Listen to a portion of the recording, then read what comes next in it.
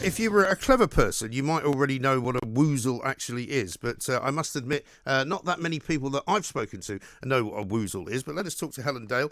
We spoke to her last week for the first time. She's an author, she's an academic, she's a lawyer, but she is also a very interesting woman who likes to talk about things that some people don't like to talk about. Helen, a very good morning to you. Welcome back. Morning, Mike. How are you? Very well indeed. I hope you're surviving the heat. You'll be used to the heat coming from Australia, I suppose, so it's not too bad.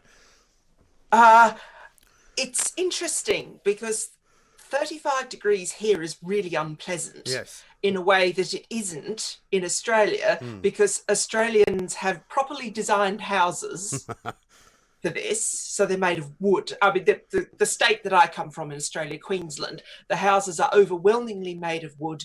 If made of brick, it's cavity brick, so there's air in between the bricks, Yes. which acts like a vacuum. They have a whirligig on the roof to suck the hot air out, and they're often, particularly bedrooms, so people can sleep, they're often air conditioned. Right. And then you've got Australians also, even if they don't have the air conditioning, inevitably there's a swimming pool. Yes. Yeah, So we just haven't got it right in this country at all. it's the same kind of problem. weather. It's the same problem here with the terrible heat that you get when London has 2 inches of snow and the entire city stops, while everybody up in Edinburgh and Glasgow, because they get that every year, just sits there and goes, oh, this is what you do. Yeah, right. This is the difference between Scotland, where it nearly always snows in the winter, and England or London, especially, where it doesn't. And it's the same with this very, very high heat. People in Brisbane, where I went to high school and university, are just used to this kind of heat in the summer, and their houses are designed to cope with it. Yes. I mean, unfortunately, it leads one to the conclusion that nothing really works properly here, and given the opportunity, there'll be some jobs worth to make something actually worse than it should be. I mean, we're talking But later. It already is. Well, I know, yeah, we're talking later about a water company that can't manage to supply any water, but you know, that's for another day. Fascinating piece in The Critic, which I read earlier this week. You reviewing a book called Cynical Theories, where you talk about that's The Critic, by the way. Yes, okay. Yeah, for anyone who wants to find it, I'll tweet this piece out again as well. But it's a book called Cynical Theories by Helen Pluckrose and James Lindsay. And it's you talking about what I suppose is a modern day phenomena of people sort of basically walking around in circles, not getting anywhere for all sorts of reasons. Tell us about it. Well, I mean, this is the book. I mean, this is a reviewer's copy, so obviously when you buy it, it will be in hardback and a lot nicer. Yes. When I got it, it's got typos and no index, which is what happens if you do professional book reviewing. Yes. But what it is an attempt, a very good one, to explain in a fairly dispassionate and quite generous way by these two people who are proper academics. They're not ex-academics like me, Helen Pluckrose and James Lindsay. Helen Pluckrose, medievalist at Queen Mary University of London, and actually withdrew from her doctorate about halfway through because she was fed up with all of this postmodern nonsense. James Lindsay is an academic, although once again he has also left, but he completed his PhD. He's a mathematical physicist from the United States. And both of them became very alarmed by what was happening in the academy, coming from very different intellectual traditions. So like James encountered all this silly decolonized maths stuff, and Helen was being told to use Foucault when she was trying to write about, medieval writing, religious writing by and for women. This is completely pointless, and it doesn't illuminate anything, and it tells you nothing about the Middle Ages or how people lived or this kind of thing. And actual facts, you mean? Yeah, and no actual facts. Just fact-free speculation about things that were nonsense. And both of them became increasingly alarmed by this, and they did what people who are academics who can write nicely, which is a relatively rare combination. They wrote articles for newspapers and magazines, and James, obviously, because he's American, focusing on the US press, and Helen, because she's British, she was writing for like the New Statesman and the Spectator and various other outlets about these issues, and they just weren't getting anywhere. And so they did 2 things. The first thing they did was they perpetrated, along with another chap in the United States who's dropped dropped out for the purposes of this book, an extraordinary hoax, which is sometimes called the Socal squared hoax. Right. And basically what it was is, because they knew all this stuff, because they'd been force-fed it at university, they pretended to be different people. They didn't use their own names or otherwise, and their own academic institutions, or they'd be caught. They submitted a number of papers to all the high-impact journals in what they came to describe as Grievance Studies, which is this whole academic thing that everything is going wrong with the world and all you should do is just sit around and moan about it. You know, I mean, my mother used to call it the moaning industrial complex before she died, but Helen and James call it Grievance Studies. And because they'd done their homework, large numbers of these papers were accepted. A significant number were published. It was all going along very well. They were getting to the point where probably nearly all of them would have been accepted. But of course, the Wall Street Journal in America got wind of who one of them was, and then started to investigate. And basically they had to bring the hoax to an end, because otherwise the Wall Street Journal said, if you don't, we will blow the whistle on you instead of you blowing the whistle on yourselves. And that caused an enormous storm of controversy. I actually covered that story as a story for the Australia's main national daily that I write for sometimes. And the other thing they did, because they wanted to punch a hole in the pretensions of this nonsense, was they came to realise, and I mean, I did a version of this, but with post-colonialism 25 years ago with my first novel. And I did say to Helen privately, and she won't dispute that I said this, perpetrating a hoax on idiots, yes, it wraps them in an omelette and it makes everybody laugh at them, but it doesn't make them your friend and it doesn't teach them anything. And so they got a very nasty response from a lot of people who thought that their entire academic discipline had been hung out to dry, basically. Well, that's the problem, isn't it, with a lot of these people? But that's the problem with a lot of these people, because they don't wish to be too rigorous in their examination of what you're saying, as long as you're saying what they agree with. Whereas if you were writing if you were writing something they disagreed with, that would be an entirely different kettle of fish, wouldn't it? Well, yes, so this was part of the point of the hoax, that it was only possible to get papers that agreed published. And if you attempted to get papers that disagreed published, then you got nowhere and you just got blanked. What's referred to as ghosted. You know, people wouldn't even respond to submissions. Right. So they then set about, or two of them did, after one of the three hoaxers dropped out. He's doing other stuff. I mean, he's still very supportive of them. His name's Peter Boghossian, but he wasn't involved in this. The two of them wrote this book. And the reason I use the Woozle image, Woozles are in Winnie the Pooh. They're an imaginary creature in Winnie the Pooh. And basically what happened in the Winnie the Pooh story is that Piglet and Pooh Bear start following a set of tracks around a tree in the snow. And they think they're looking for a Woozle.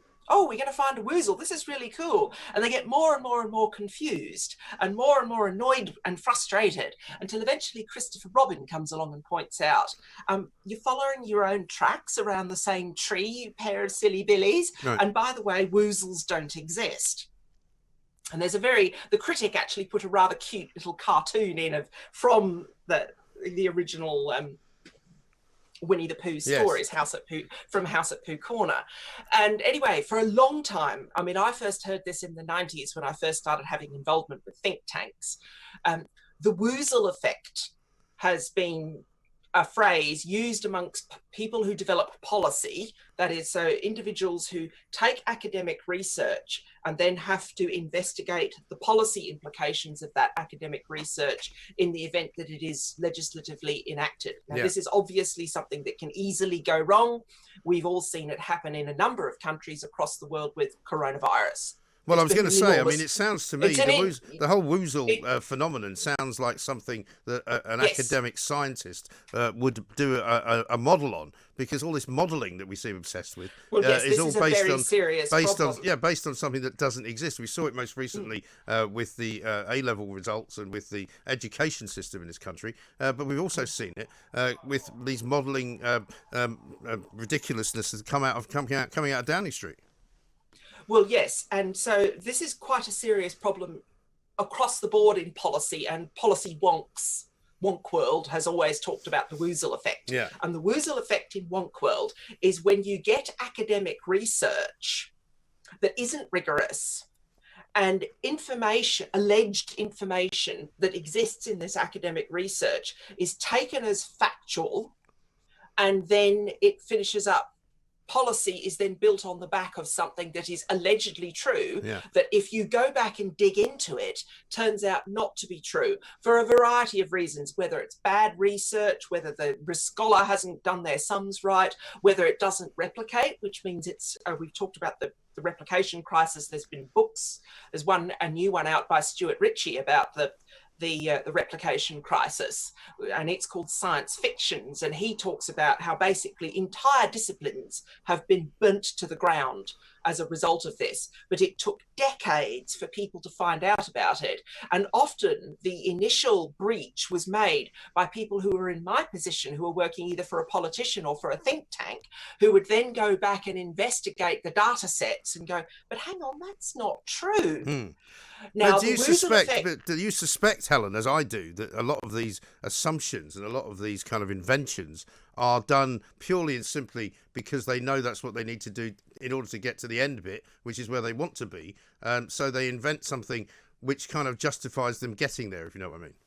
Well, this is what has certainly happened with the progress of what Pluckrose and Lindsay call Grievance Studies, or all these various studies. That's certainly a case. It's completely teleological, and they go around and engage in what is described as policy-based evidence, which is they've got a policy they want to implement, and so they go and cherry pick evidence to support their policy, which of course is not the way to do things. That's certainly what is happening with all of this critical race theory, the assumption that any gap in achievement between men and women, either academically or in the workforce, must be as a result of sexism. The assumption that disproportionate policing procedures directed against Black people must be entirely as a result of racism. That's classic Woozle thinking. Yes. Well, you mentioned the gender pay gap, which is one of the great shibboleths, isn't it? Yeah, yes, it is. I mean, that's a classic. It's a classic Woozle factlet. There's all this policy. I mean, it's worse when it comes from Labor, but you've had, when Theresa May was Prime Minister, you had the Tories buying into it as well. And it's classic Woozle. It's that there is a gender pay gap because of sexism. And as soon as you drill into the data, which various organisations have done, often think tanks, they can be left or right-wing think tanks. When I first encountered labour market economics and I encountered the gender pay gap, my tutor was a socialist. Bad luck. But by the same token, he was an honest socialist. Blimey. So he said, no, this exists not because of sexism, but because women leave the workforce to have children. They make a choice, and they often want to leave the workforce to have children for longer than would otherwise be the case. And they return to the workforce under sufferance and then don't work as hard. And so then you get the divergence. And he also, I mean, I remember he doing this big graph presenting his data. And if women didn't have children, then the gap was negligible. Right. And sometimes if the woman didn't have children and she'd done a lot of maths at high school and at university, she finished up ahead of men on average, you know, once you sorted the data into groups. So this is the virtue of, it doesn't matter what politics your tutors at university have, they have to be honest people who care about the truth. Well, they should be, but I'm worried. I do worry sometimes the virtue of cynical theories is that it points out where you've got very large numbers of people, mainly in the humanities, but it's started to cross over into the social sciences and even into some areas of STEM, where STEM and law, where you would hope that you would keep it out of. It's even started to interpenetrate in there, where people have a view about why things happen in the world, and then they go around and they cherry pick the evidence. This is actually worse than what people like Neil Ferguson or Public Health England were doing. Public Health England and Neil Ferguson and their models and that kind of thing, they have made mistakes. They have made errors. They have given bad advice and all of these things. You know, these things are true. But the actual basic information about the way coronavirus has spread as compared to, say, the way flu spread and so on and so forth. All of that was actually accurate. They just got it wrong. Well, it was, but the problem is that they were painted as the experts, and you know, when you are painted as an expert, there isn't really any room for getting it wrong. Nobody said this could be wrong. This is our estimation. This is what we think. We were told this is the science. Sit down, shut up. Very, very dangerous. This is very dangerous. And that's the problem. It seems to me that we are making a massive mistake in current sort of modern thinking, that we're trusting scientists when all they've really got is a model. They don't have anything other than that. And it's actually, I mean, there's this joke that always goes around amongst, I mean, the discipline that first really ran into troubles with this, with the global financial crisis. Economists use this quip: prediction is difficult, especially about the future. I mean, and a little bit more, Helen and James in their book in Cynical Theories talk about epistemic modesty, having a bit of modesty about what is knowable and what you can know, and being very thorough and rigorous about how you investigate things would actually improve a lot of this. But it wouldn't improve the problems that are identified in Cynical Theories, because you've got a very large number of academics, and this is why they were so very angry with Helen and James and Peter Goshen when he was involved when they perpetrated the hoax. Yeah. Because they're not interested in truth, because they don't believe it's possible to reach the truth. So it's a radical skepticism that objective truth is attainable, or anything close to objective truths is attainable. So they're actually thinking about the world in a completely different way, in a way that's completely dysfunctional. It's closer, and Pluckrose and Lindsay make a pretty good argument for this, that's actually closer to the way theology works. Yeah.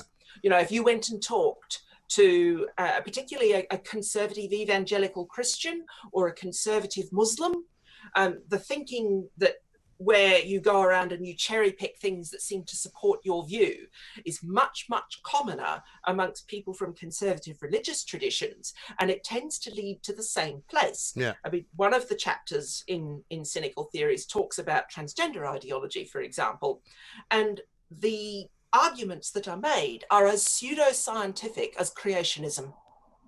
Yeah, and you could argue as well that the sort of the cult-like nature of some people who would now call themselves rejoiners of the European Union, the people who are the sort of staunchest Remainers, and the people who are these climate change fanatics. You know, they are fanatics. These people are religious in their belief system, which is not really based on anything other than their belief system. Well, we've had to learn over centuries that it's actually very dangerous to build entire social structures, particularly legal systems, on things that aren't true. They're very, very destructive of civilization. I mean, this is what fed into the wars of religion originally. You know, you had people with completely incompatible worldviews, and it looks really trivial to modern people because we sort of going, well, does it really matter if Christ's body and blood actually turns, you know, the wine turns into Christ's body and blood? Why does this matter? Well, it mattered to people in the 16th century, and they fought bloody wars over it. Yes. You know, the same way that, you know, I'm sorry to pick on one of your other presenters that you get sometimes, but Calvin Robinson is being told, despite his obvious appearance, he has hair like Jimi Hendrix, for goodness sake. I mean, he's being told he's not properly black. Yeah. Because he doesn't parrot the accepted political line on these things. You know, so you're literally dealing with people who are just happy to wave away actual things that are true. Right. Like what Calvin Robinson looks like. That kind of thing. Oh, I know. It is crazy. But also it's a ridiculousness that kind of... It's the same as the argument we're going to have now about the illegal migrant boats that are coming over, where, you know, everybody who is coming on one of those boats is considered to be by the left and by the virtue signallers, you know, some kind of desperate, horrible, downtrodden, war-torn individual who's done everything they can to get to a better place in the world. You know, they're not allowed to be criminal. They're not allowed to be in any way hooked up with organised crime. They're not allowed to be... or they don't want to stay in France, because in France they will make you learn French, and you're not allowed to do a huge amount of your religion in public. Yes, well, but do tell us, because we're running out of time, about how Australia dealt with all of this and how they managed to get from point A to point B. The broad headline thing to remember is Australia is still one of the most pro-immigration countries in the world. Australia's immigration policy is founded on the idea, though, that in order for immigration and refugee to be admitted to the country and accepted as members of the political and cultural community of Australia, immigration broadly needs to have electoral consent. Okay, it needs the consent of the electorate. Now, one of the reasons why immigration declined as an issue after the 2016 referendum was because a good part of that vote, not all of it, but a decent part of that vote, was individuals who wanted to bring immigration back under electoral control. And so they thought, we have cast that ballot, that's been achieved, and the salience of immigration dropped quite considerably because people thought it was being brought back under the control of the electorate. Now, this has been known in Australia since 1992, when mandatory detention was first introduced by the Keating Labor government. Paul Keating was the Prime Minister at the time. He'd previously been Treasurer, which is the Australian equivalent of Chancellor. And then, like Gordon Brown, he took over from a popular Prime Minister, Bob Hawke, the way Brown took over from Tony Blair. And the process was actually quite similar. Now, he introduced mandatory detention. That mandatory detention can be indefinite. In Australia, they're not called asylum seekers, they're called unlawful arrivals. That sounds a bit more truthful. And there are two policy ideas that have existed for a very long time in Australia, going right back to 1945.